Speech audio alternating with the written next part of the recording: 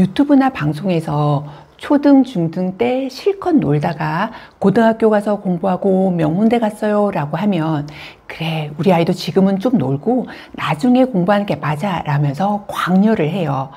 또 학원 하나도 안 가고 교과서 위주로 공부해서 의대 갔어요 하면 학원 안 보내도 된다고 안심하면서 엄청 위로를 받죠. 이제 반대로 어릴 때부터 열심히 공부하고 또 학원도 다녀야 좋은 대학을 가더라 라고 하면, 그렇게 준비하고 계신 부모님들은 그래, 우리가 잘하고 있는 거야 라면서 환호를 하실 거예요. 그런데 오늘은 여러분에게 자녀가 고등학교 가서 깨닫게 되는 불편한 진실에 대해서 말씀드리려고 하는데요. 정말 계속 놀다가 고등학교 가서 열심히 공부해서 명문대 간 친구들은 과연 몇 명이나 될까요? 제 주변은 거의 못 본 것 같아요. 이제 명문대 나온 지인이나 친구들이 다 때가 되면 공부를 한다면서 실컷 놀게 한 자녀들은 현실적으로 인서울을 간 경우는 봤지만 명문대나 의대를 간 경우는 없었던 것 같거든요. 그런데 유튜브나 방송에서는 초등 때 실컷 놀다가 학원 안 가고 교과서 위주로 공부했다라는 얘기를 왜 그렇게 자주 나오게 될까요? 조회수 때문에? 불편한 진실보다는 달콤한 위로 때문에? 정말 유튜브에서 그렇게 얘기하시는 분들, 자녀분들은 말씀 그대로 좋은 결과를 내셨는지, 그렇다면 왜 말씀들은 안 하시는 걸까요? 이제 명문대를 나온 가족들이 어릴 때 너무 공부시키는 게 아니라고 완고했던 분들이 막상 이제 고등학교로 올라가서 정말 땅 치고 후회를 하시고요. 그걸 수습하기 위해서 재수, 삼수 또는 자퇴를 해서 내신을 내려놓고 수능에 올인하는 그런 경우들은 있었어요. 그러니까 물론 대학을 들어가는 방법들은 다양하지만 이제 잘 될 거야, 고등학교 때 바짝 하면 돼, 이런 사탕 발림 위로로 인해서 절대 현혹되지 않으셨으면 좋겠어요. 즉 정말 아이들이 공부 습관도 잘 잡혀 있고 열심히 한 아이들이 결국은 고등학교 가서 내신도 또 입결도 좋은 게 불편한 진실이거든요.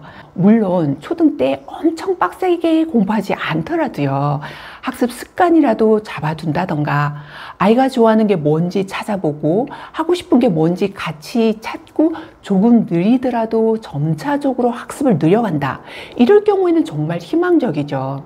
그런데 충분히 놀고 여행 가고 학원 안 다녀도 이것만 하면 돼 라던가, 유튜브는 너무 이런 부분이 많아서 그 말을 믿다가 중요한 시기를 놓칠까 걱정이 돼요.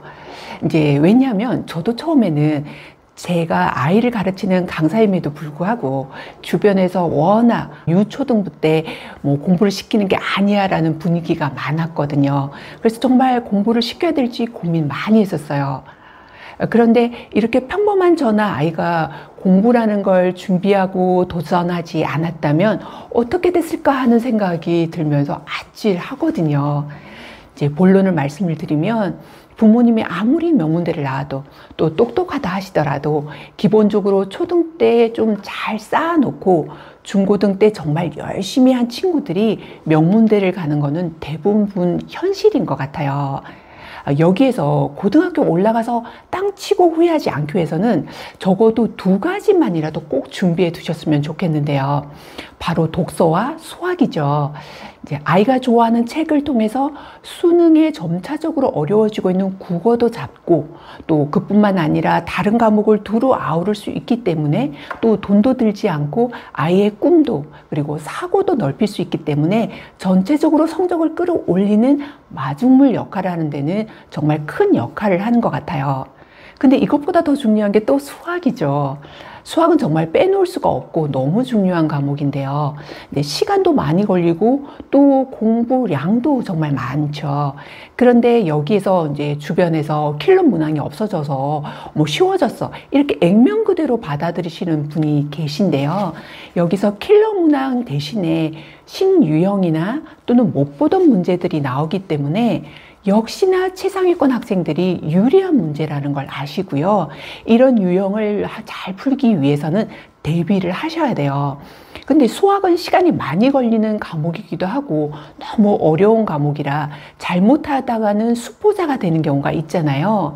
그래서 급한 마음에 막 뭔가 푸시를 하게 되면 부작용이 생기는데, 그래서 장기적으로 가려면 아이를 먼저 마음이 급하더라도 수학을 좋아하는 쪽으로 신경을 써서 아이가 일단 시간이 걸려도 좋은 재미있는 그런 수학을 하도록 이렇게 환경을 만들어 주시고요. 이제 자연히 아이가 좋아하다 보면 뭘 좀 더 잘해보기 위해서 알아보게 되고, 그러다 보면 선행과 심화도 자연스럽게 이렇게 열심히 하게 되더라고요. 그리고 선행과 심화에 대한 많은 영상을 위에 올려놓은 게 있으니까 참조하셔도 좋고요. 그러니까 당장에 급하더라도 진도보다는 아이를 정말 재밌게 해준다. 수학을 할 때 어떤 트라우마가 생기지 않고 정말 수학 자신이 있다, 좀 더 잘하고 싶다라는 마음이 생길 수 있도록 하는데 시간을 썼으면 좋겠어요. 그러면 당연히 선행과 심화도 따라오더라고요. 그런데 이제 결론을 말씀드리면, 실컷 놀고 이것만 해라 라던가, 아니면 교과서 위주로 또는 학원 안 가고 명문대 갔어요 등 성공 확률이 아주 낮은 부분을 유튜브 내용을 보시고서 맹신하지 마시고요. 체감이 잘 안 되실 수도 있어요. 충분히 이해가 가요. 이제 제가 요즘에 아이를 다 키우고 보니까 노후에 대해서 어떻게 좀 대비를 해야겠다라고 생각을 하고 막상 뚜껑을 열어보니까 너무 늦게 이 부분에 관심을 가졌다라는 생각이 들고 후회가 막 되더라고요. 좀 더 일찍 알고 준비했으면 하는 생각이 들었는데요. 아마 제게 노후라는 단어가 떠올리기 싫었다던가, 아니면 이 정도면 되겠지라고 방심했던 게 문제였던 거예요. 여러분들도 어쩜 아이가 그렇게 금방 고등학생이 되겠어 라던가, 이 정도 하면 되겠지 라고 생각을 하고 크게 신경을 쓰지 않을 수도 있어요.